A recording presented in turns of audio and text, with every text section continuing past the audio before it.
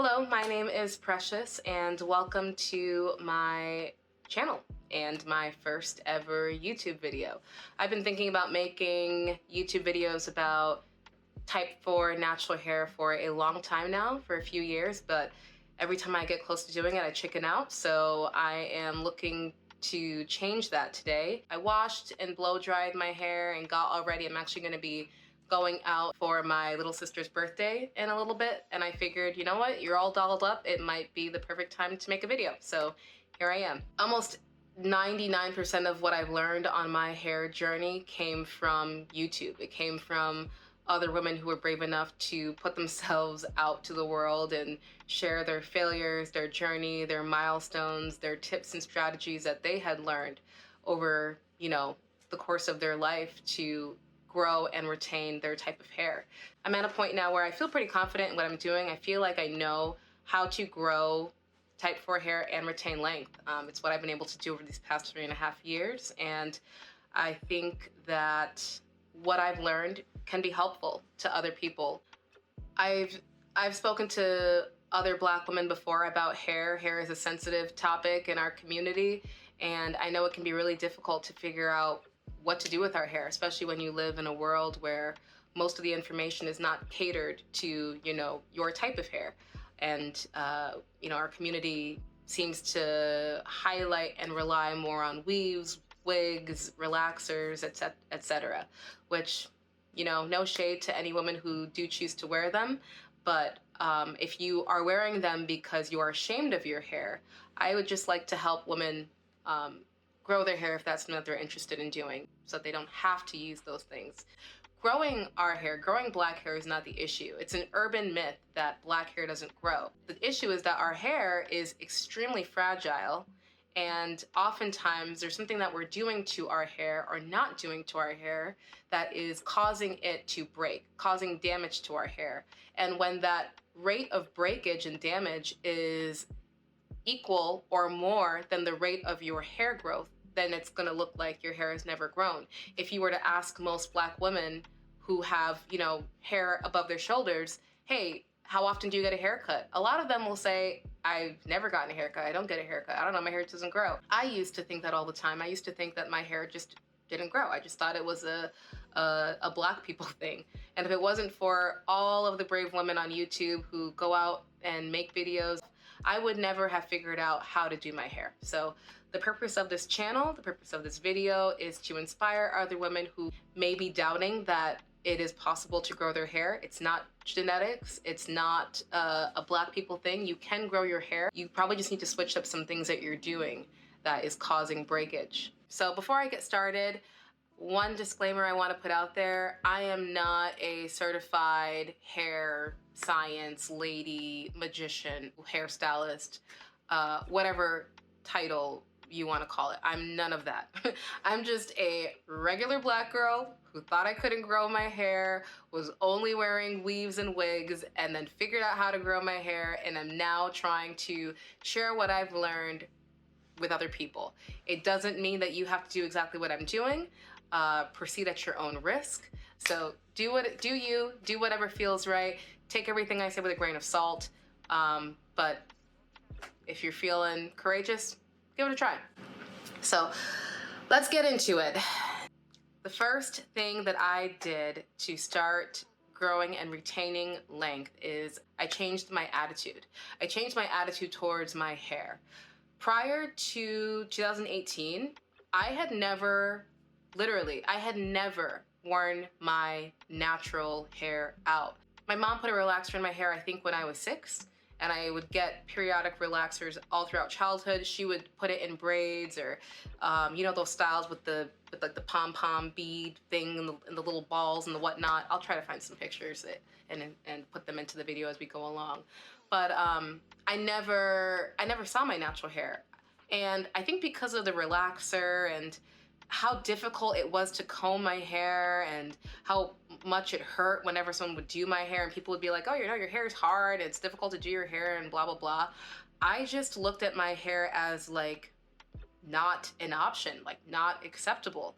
And when I looked on TV or in magazines, you know, you look at your Beyonce and your Sierra and your whatever, your black um, celebrities that you really shouldn't be looking up to, but sometimes we do.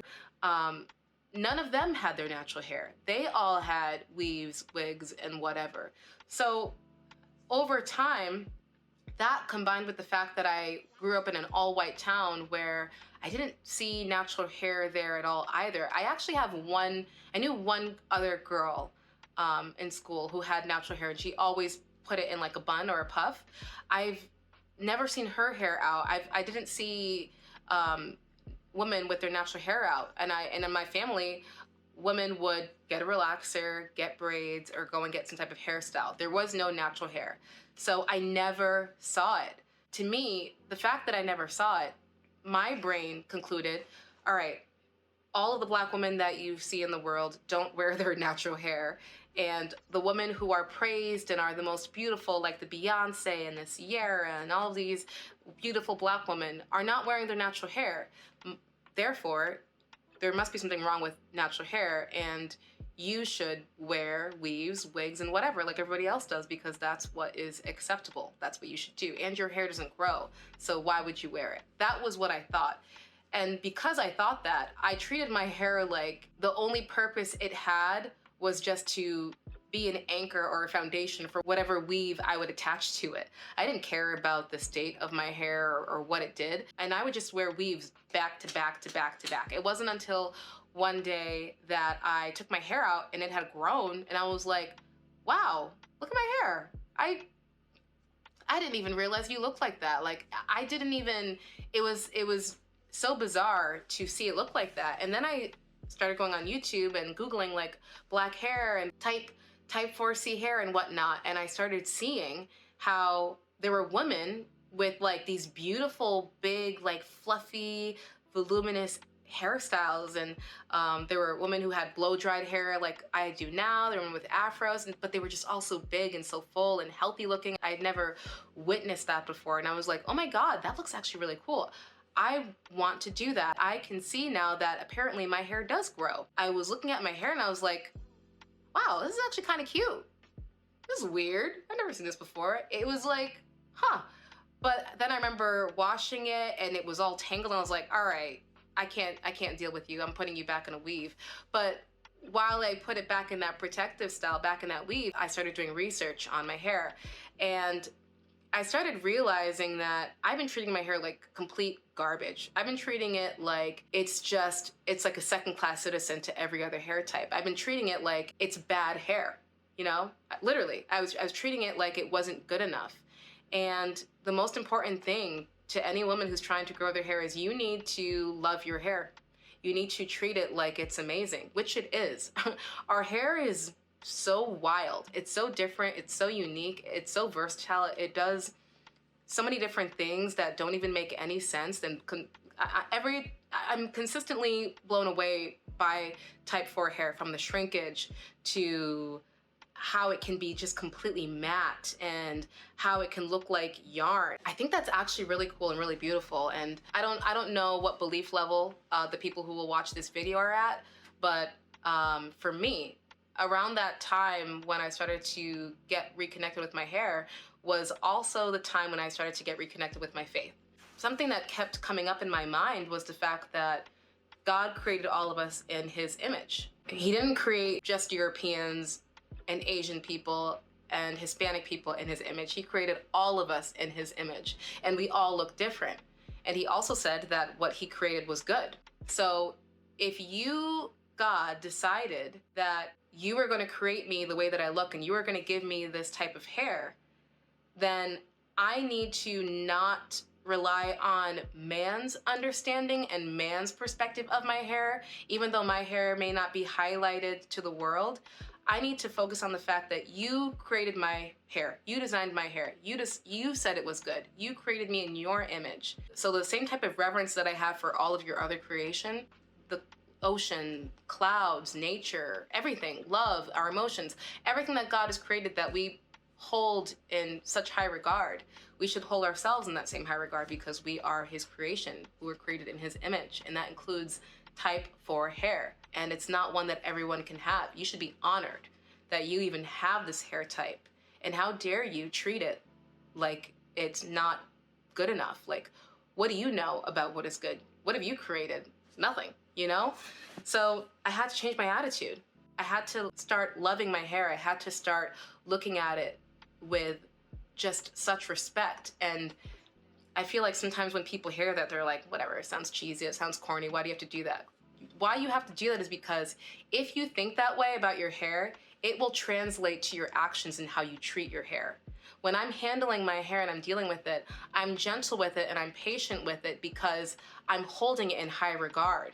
I'm not getting angry at it. I'm not saying, oh, you're tangled right now, let me just rake this comb right through your hair and rip it, or oh, you're poofy right now, or oh, you're shrinking right now, and now I'm gonna be angry and I'm gonna cover you up with a weave or something. No, this is a characteristic of how you're being. I understand that our hair type is high maintenance, but at the end of the day, it is a creation of God. Therefore, it is good and it should be loved. And embracing that fact, embracing that mindset, that attitude was the first step that I needed to take in order to even be willing to put in the hours of work that it would then take to learn to understand my hair and to have the ability to bring myself back down to a patient level, because there are times when I'm doing my hair and I'm frustrated because it's taking a lot of time, or it's being difficult. Maybe a style is not coming out the way I want to.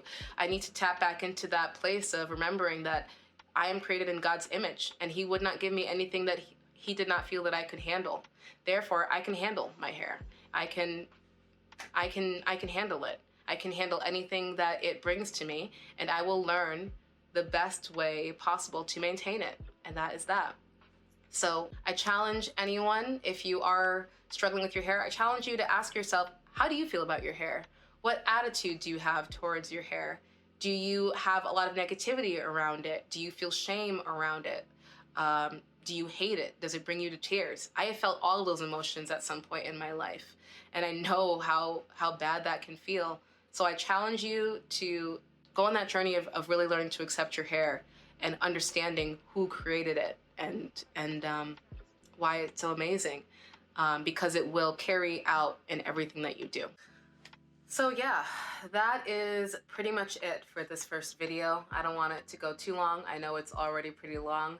My initial plan was to outline all of like the 5 or 6 steps that I felt were really important in just one video, but I can't fit it into that time frame.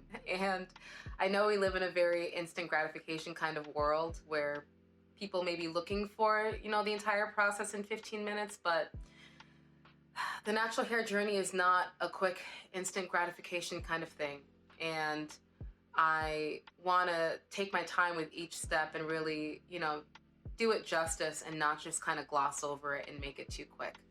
So hopefully from this video, you're able to get an idea of who I am, what I'm about, my goals with this channel, and my passion for this topic. I'm excited. I'm excited to go on this journey. I'm excited to hear people's feedback and thoughts on my thoughts, and, you know, to hear your opinions, your questions, your rebuttals, your whatever they may be to my thoughts. You know, I don't have a lot of people in my day-to-day life that I get to talk about this stuff with. So most importantly, I'm just really excited to connect with other women on this topic in a vehicle that has been so helpful to me over the years. So yeah, that is it. Thank you for watching all of that. Thank you for coming to my channel. I look forward to continuing this journey with you. Hopefully I'll have out another video next week on detangling and why I think it is the second most important topic when it comes to growing and retaining length.